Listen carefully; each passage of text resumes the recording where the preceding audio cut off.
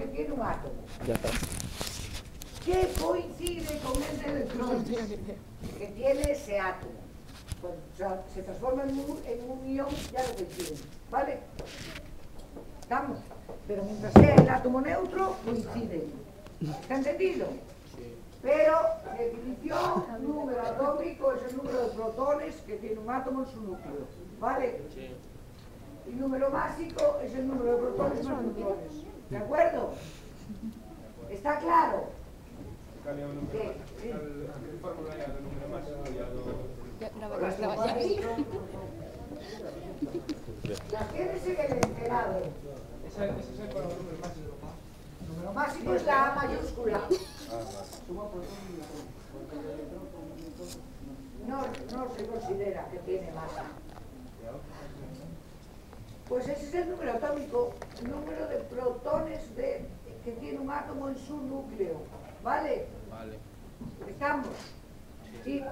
Bueno, pues para poner un átomo, bueno, o un elemento, tal y como está en las casillas de la tabla periódica o similar, ¿cómo se pone?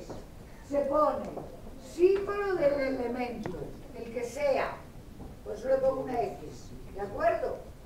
A la izquierda arriba se pone su número másico y abajo se pone su número atómico. ¿Está claro? ¿Sí? Bien. Entonces, vamos a ver, ¿dónde tengo yo una?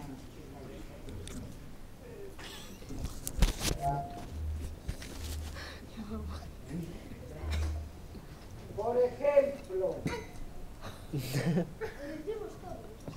Está bien, está.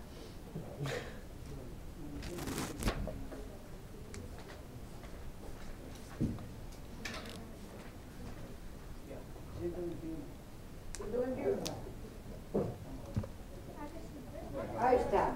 Pero yo sabía que tenía que verla adentro. Todos los libros lo traen. Bueno, tenemos esta tabla periódica, ¿no? Por ejemplo, yo quiero poner el calcio ahí.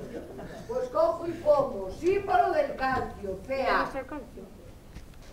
Masa del calcio,